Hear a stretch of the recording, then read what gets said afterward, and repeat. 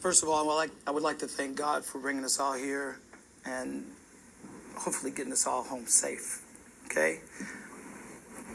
Dr. Worth and your lovely wife, Alice, thank you for letting me come here. Okay? Because this was definitely a surprise when we talked. So I wanted to make sure that everybody knows that what you've seen there is a combination of the life changes that I've been through. And it's kind of interesting because this award has to do with diversity to me. And not only the communications department, but the fact that you wonderful students, that you guys, I've been seeing you all for a while, and I had the pleasure of being at the school, and you all helped me with one of my films that's getting ready to come out. And I really appreciate that. Clint, thank you. Where are you at? Where'd he go? There you are. Thank you very much. And I'd like to thank my business partner, Jim Johnson. As always, I love you. And my beautiful daughter is here with her wonderful, wonderful husband, Matt. And so, now they got that out of the way. I don't believe that diversity is something that you've got to concentrate on. It should be something like, it should be already in you. I mean, I don't like the fact when somebody says, you're the first black or first black Indian to do this, and you're the first white person to do that, and you're the first Asian to do this. We shouldn't even be having those kind of conversations, in my opinion. Oh, I just saw my brother here, Kent. How you doing, buddy? He's like embarrassed. But when I first started right out of high school in Knoxville, Tennessee, I went to a school called Carnes. And we have got one person from Carnes. And the irony of this is they wouldn't allow me to even audition for a play. They said, well, there's nobody look like you in this here play. Well, we don't understand. Well, maybe next year, and the year after that, and the year after that. I never got a chance to even audition. I didn't understand that.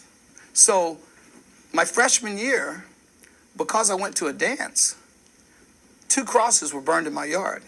They hung my German Shepherd, King, and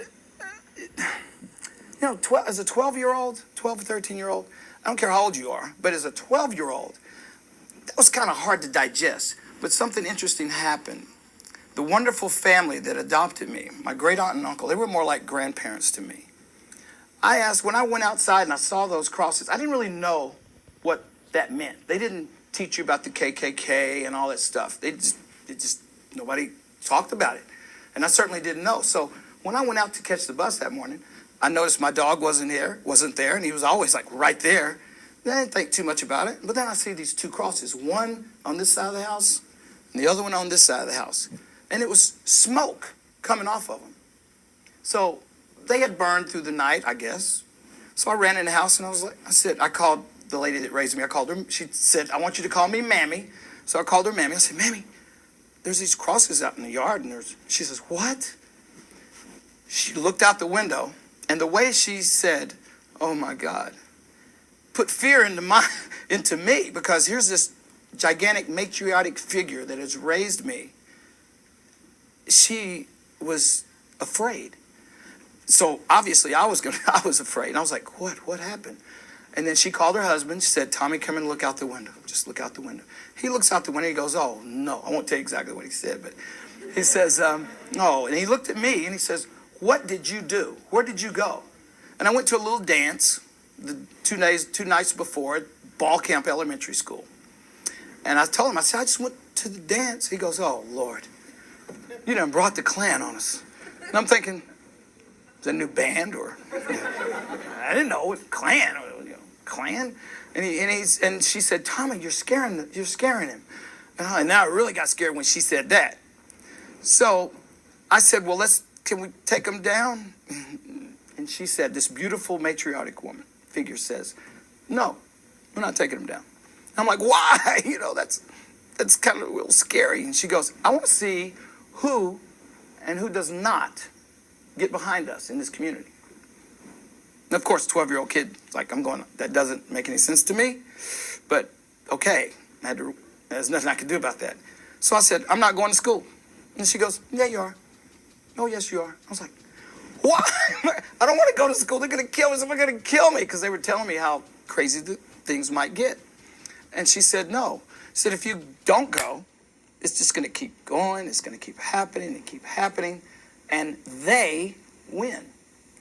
So I mustered up whatever I could to get back out there and get on that bus. That was the longest bus ride ever in my life. So as the bus came and picked me up, I saw all the students looking at the crosses right there. There was actually smoke coming off of them. And I got on the bus. The bus driver said, he just looked at me, looked at the crosses. He just said, come here and sit right here, son. You just sit right here. And I sat down there. His name was Hugh McReynolds, by the way. Bus number 86. He didn't have to say much. And I felt his protection, his love, his concern. And that taught me something called empathy.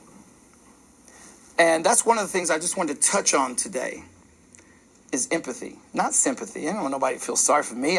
It's not about that. But being able to put oneself into another person's situation, that's empathy. And I think this country, not political at all, believe me, but, well, this country could use a little empathy, a little more empathy, because I really believe if you have the ability to put yourself in someone's place, I don't think you're going to be as quick to judge, quick to make a rational decision.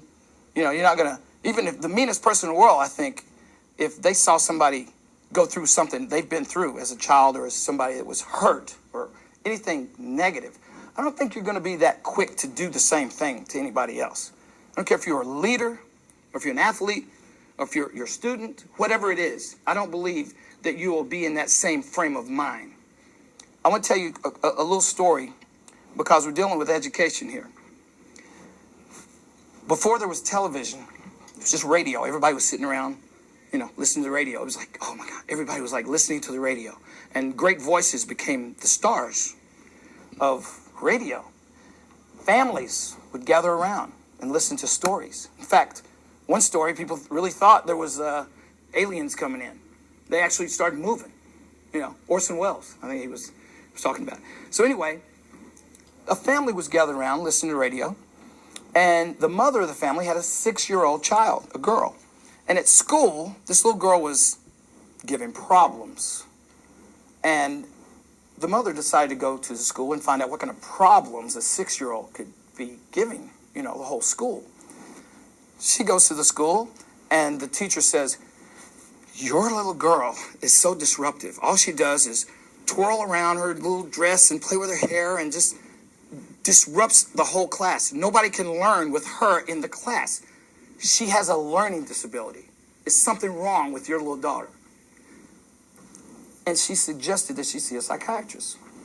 After about a week or two, the mother said, maybe I should. So she took her little daughter to a psychiatrist. Psychiatrist asked her the same thing. Why would you say that your 6-year-old child has a learning disability and without any proof? And she told the psychiatrist what the teacher had said. The psychiatrist said, okay, bring your daughter in. She brought her in. She set her daughter down. And remember, this was before television. It was just radio. Daughter sits there. She talks to her for a little bit. And she says, honey, your mother and I will be right there in this room. And it was a glass window, so you could see outside.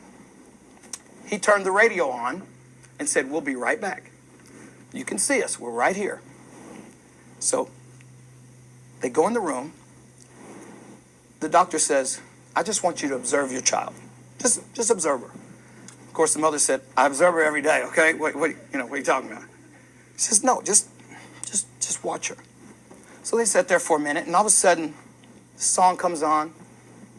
She gets up, starts twirling around, playing with her hair, going over here, going over there. And she goes, see, that's what she does all the time in school. She can't sit still. She's crazy. She's got a learning disability. The doctor sat her down. He said, Mrs. Jones, sit down for a second. She said, your daughter does not have a learning disability. She goes, what are you talking about? She says, your daughter is a dancer. She says, no, no, no, no, no, no, no, no, no. She's going to be a doctor or a lawyer or something. She goes, ma'am, your daughter is a dancer. And she said, you want to explain that to me? She says, put her in a dance class. Just put her in a dance class. That's all I want you to do. She finally, after weeks, put her in a dance class. Well, in that class, there were other little girls and boys that had learning disabilities. They were moving around too, but they were moving to music, and they were singing, and they were playing, and the next thing you know, this little girl grows up. She goes to high school, but she goes to a school that has music, has design, it's arts. Next thing you know, she gets a scholarship to college in New York. She becomes a choreographer.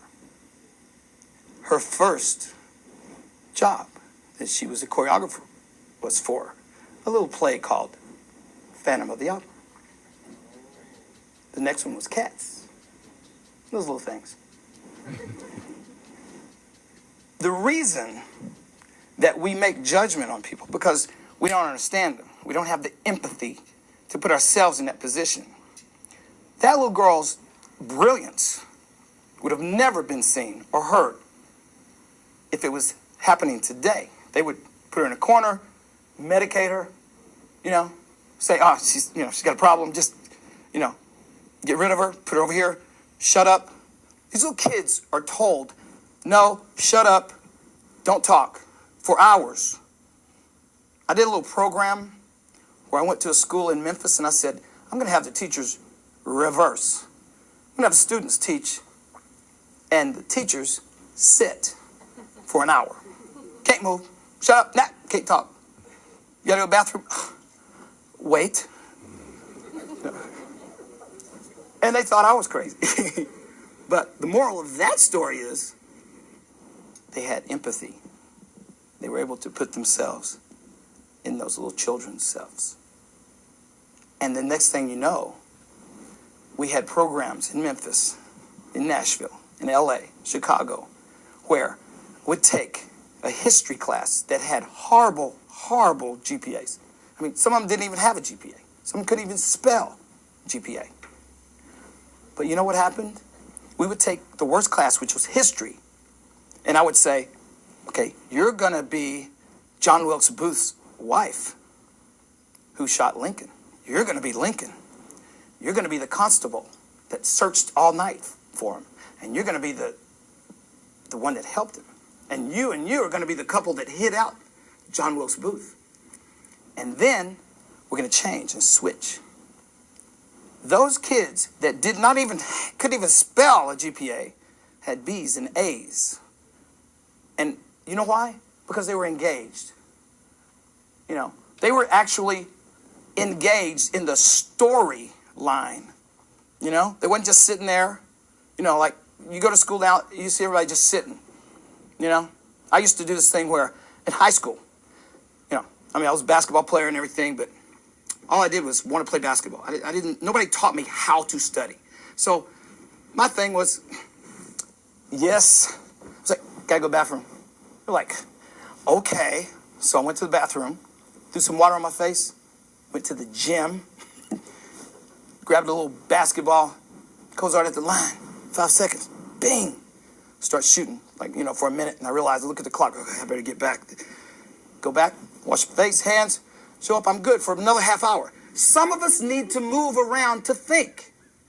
Everybody can't learn the same way.